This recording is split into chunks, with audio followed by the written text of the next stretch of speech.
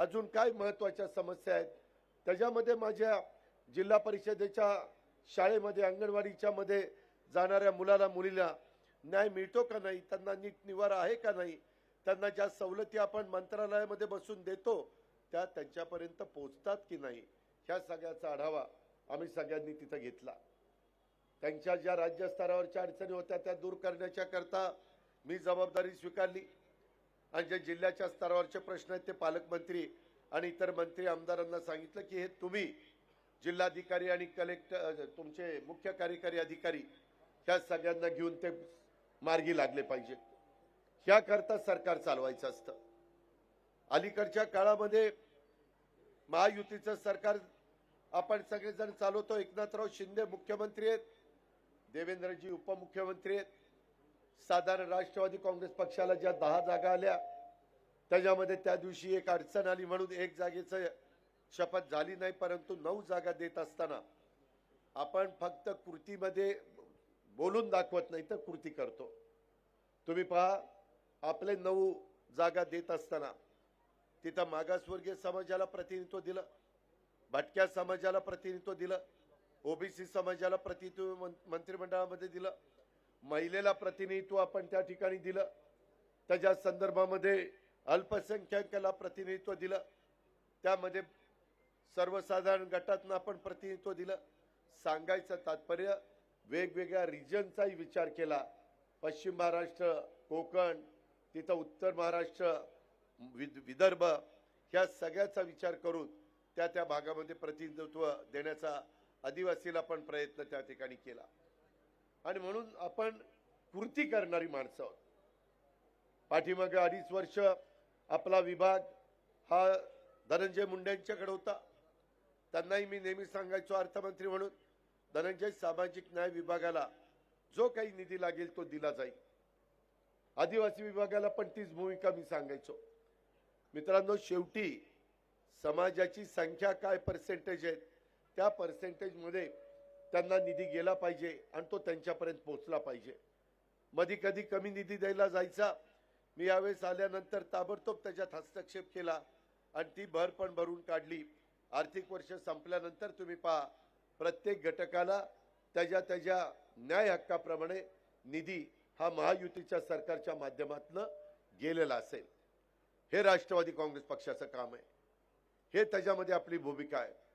परंतु ही भूमिका बजावत असताना काही जण त्यांना आता कुठला मुद्दा नाही त्याच्यामुळं कधी कधी सांगायचं संविधान बचाव देश बचाव। मित्रांनो, मी अतिशय स्पष्टपणे तुम्हाला सांगतो, घटनेचे शिल्पकार डॉक्टर बाबासाहेब आंबेडकरांनी जे आपल्याला संविधान दिलंय, जोपर्यंत सूर्य आणि चंद्र आहे तोपर्यंत कोणताही मायेचा लाल हे संविधान बदलू शकत नाही।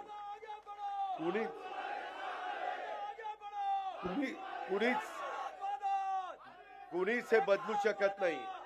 पण जाणीवपूर्वक आपल्या काही समाजातल्या घटकाला एक भीती दाखवण्याच्या करता, एक काहीतरी शंका त्यांच्या मनामध्ये निर्माण करण्याच्या करता, अस्वस्थता त्यांच्या मनात निर्माण करण्याच्या करता हे अशा प्रकारच्या तरी बातम्या सोडल्या जातात।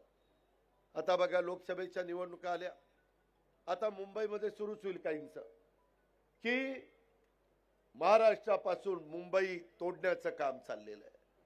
मित्रांनो, मी खरंच सांगतो, मी पण आज 32 वर्ष समाजकारण राजकारण करणारा कार्यकर्ता आहे। त्याच्यामध्ये 105 ते 106 जणांचं हुतात्म्य त्यांनी पत्करलं आणि संयुक्त महाराष्ट्राचा मंगल कार्य स्वर्गीय यशवंतराव चव्हाण साहेबांनी त्या ठिकाणी आणला। तो असा तसा आणलेला नाहीये। त्याच्यामध्ये कुणीही मुंबई आपल्याकडनं बाजूला काढून घेऊ शकत नाही। मला तुम्हाला सगळ्यांना सांगायचं आहे, हाही एक डाव आहे। निवडणुकीच्या निमित्तानं मराठी माणसाची, महाराष्ट्रीयन माणसाची मतं मिळवण्याच्या करता काहीतरी अशा पद्धतीनं वल्गना करायच्या, लोकांच्या मनामध्ये भीती निर्माण करायची आणि मतं काही जण जसं समाजामध्ये तेढ निर्माण करून जातीय विष पेरण्याचं काम करतात, दुफळी माजवण्याचं काम करतात आणि त्याच्यातनं स्वतःची राजकीय पोळी भाजण्याचा प्रयत्न करतात। तशाच पद्धतीनं ही एक गोष्ट आहे. माझी आपल्याला स्पष्ट सांगायचं आहे, आपण विकास डोळ्यासमोर ठेवून काम करणारे हे सगळे सहकार्य. आपल्याला विजन आहे. मगाशी महेश शिंदेनी बोलत असताना सांगितलेली वस्तुस्थिती खरी आहे. आज 135 कोटीच्या देशामध्ये तुम्ही सहज नजर फिरवली तर आज कोण मजबूत नेता आहे की जो भारताचं नेतृत्व जगाच्या कुठल्याही देशामध्ये अतिशय खंबीरपणे करू शकतात. आज भारतामध्ये देखील सर्व समाजाला एकत्र येऊन भारत ही एक महाशक्ती कशी बनेल, भारत ही 2028 पर्यंत तिसऱ्या क्रमांकावर अर्थव्यवस्थेच्या बाबतीमध्ये कशी येईल, आज 5व्या क्रमांकावर असणारी आपली अर्थव्यवस्था ही त्यावेळेस $5 ट्रिलियन कशी होईल आणि त्याच वेळेस तुमच्या माझ्या शिवशाहू फुले आंबेडकरांच्या महाराष्ट्राची अर्थव्यवस्था ही $1 ट्रिलियन कशी होईल. त्याच्यामध्ये तुम्हाला कदाचित वाटेल $1 ट्रिलियन, $5 ट्रिलियन, त्याच्यातनं आम्हाला काय मिळणार आहे. मित्रांनो, त्याच्यातनं मोठ्या प्रमाणावर रोजगार निर्माण होतो. वेगवेगळ्या बंदरांची कामं चाललेली आहेत, वेगवेगळ्या विमानतळांची कामं चाललेली आहेत, वेगवेगळ्या कोस्टल रोडची कामं चाललेली आहेत, नॅशनल हायवेची कामं चाललेली आहेत. नागपूर मुंबई समृद्धी मार्ग हा आता मुंबईपर्यंत जवळपास होत आलेला आहे. अशा कितीतरी गोष्टी आपण करतो. तुम्हाला तर आश्चर्य वाटेल, एकनाथराव शिंदे, देवेंद्र फडणवीस, मी आणि सरकारने मिळून आता 1,05,000 कोटीची कामं पाईपलाईन मध्ये, आणि ही सगळी डेव्हलपमेंटची आहेत, ही सगळी विकासाची आहेत. त्याच्यातनं दळणवळण सुलभ व्हावं, त्याच्यातनं पर्यटन वाढावं, त्याच्यातनं स्थानिकांना रोजगार निर्माण व्हावा, त्याच्यातनं बेरोजगारी हटावी.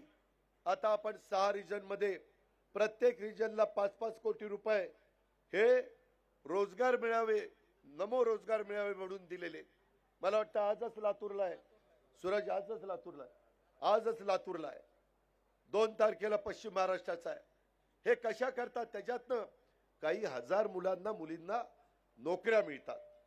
मधी नागपूरला पण घेण्यात आला. वेगवेगळ्या उद्योगपतींची गुंतवणूक ही आपल्याकडे कशी होईल, त्याच्यामध्ये उद्योगधंद्यांना पोषक अशा प्रकारचं वातावरण कसं निर्माण करता येईल, त्याच्याकरता वेगवेगळ्या सवलती कशा देता येईल. जिथं कुणी गुंतवणूक करायला जात नाही अशा भागामध्ये त्यांना सवलती देऊन कसं तिथं आकर्षित करता येईल, ह्या पद्धतीचं काम आमच्या सगळ्यांचं चाललेलं आहे. मित्रांनो, मी तर 2 जुलैला मी भुजबळ साहेबांनी, हसन मुश्रीफ साहेबांनी, संजय बनसोडेंनी, आदित्य तटकरेंनी, दिलीप वळसे पाटलांनी, आम्ही सगळ्यांनी शपथ घेतला. मंत्रिमंडळामध्ये आम्ही गेलो, परंतु त्या दिवसापासून विकासाचाच मुद्दा डोळ्यासमोर ठेवून आम्ही बोलतोय.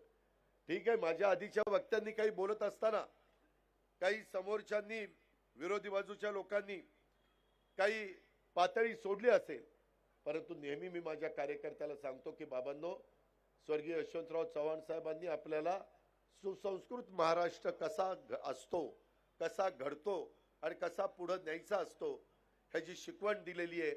ते एखादा चुकला तर आपण चुकण्याचं कारण नाही. आज सोशल मीडियाचा वापर अतिशय खालच्या पातळीवर त्या ठिकाणी होतोय. त्याला जेवढ्याच तेवढं उत्तर देऊन आपण विकासाचा मुद्दा घेऊन पुढे जाण्याचं काम करू. आज महिलांच्या बाबतीमध्ये आमच्या आदिती तटकरेंनी आपल्या 4थं महिला धोरण आणलेलं आहे. त्याच्यामध्ये महिलांना सक्षम कसं करता येईल, त्यांना स्वतःच्या पायावर उभं कसं करता येईल, आर्थिक बाबतीत, राजकीय बाबतीमध्ये देखील त्यांना निर्णय प्रक्रियेमध्ये कसं घेता येईल, याबद्दलचा प्रयत्न त्याच्यामध्ये झालेला आहे. त्याच्यातून महिलांना, पुरुषांना बरोबरीची वागणूक देणारी राष्ट्र ही पुढे गेलेली आहे. त्याच्यात आपलं राष्ट्र मागे राहू नये, आपलं राज्य मागे राहू नये. नेहमीच शिवाजी महाराजांनी पण महिलेला मान सन्मान दिलेल्या इतिहासामध्ये नोंद आहे. त्याचीच आपण वाटचाल तशा पद्धतीने चालू ठेवायची, ही राष्ट्रवादी काँग्रेस पक्षाची भूमिका आहे. मित्रांनो, अलीकडे वेगवेगळ्या ठिकाणी, आता परवा बघा, पुण्यासारख्या इतक्या मोठ्या प्रमाणावर देशामध्ये काही भागामध्ये ड्रग्जचं रॅकेट आहे. 4,000 कोटी रुपयाचं ड्रग्ज सापडलं. कशाला म्हणतात 4,000 कोटी? आज नवी पिढी आणि त्याचा मास्टर माइंड कुठे आहे? पंजाबमध्ये सापडला. मी अधिकाऱ्यांना सांगितलं, मुख्यमंत्री उपमुख्यमंत्री सांगितलं, कुठपर्यंत धागेदोरे जातात ते पहा. कुणी मायेचा लाल असला तरी त्याला सोडायचा नाही. अरे तुम्हाला एवढं आई वडिलांनी जन्माला घातल्यानंतर तुम्हाला नवी पिढी बर्बाद बेचिराग करण्याचा अधिकार दिलाय कुणी? त्यांना चुकीच्या रस्त्याने जाण्याच्या करता तुम्ही स्वतः पैसे कमवण्याच्या करता असले धंदे करता. यांना तर असल्यांना फाशीची शिक्षा दिली पाहिजे. अजिबात त्यांना कुठं मुलायजा ठेवण्याचं कारण नाही. कारण याशिवाय खऱ्या अर्थाने चांगला समाज आपल्याला निर्माण करता येणार नाही. मी तिथला पालकमंत्री, मी आज रात्रीच तिथं पुण्याला जातोय. पुन्हा रात्री किंवा सकाळी लवकर अधिकाऱ्यांची मीटिंग घेऊन कुठपर्यंत आले, अजून काय चाललंय, काही काहींचे धागेदुरे दिल्ली मध्ये काही माणसं मिळाली, या पद्धतीचं काम चाललेलं आहे.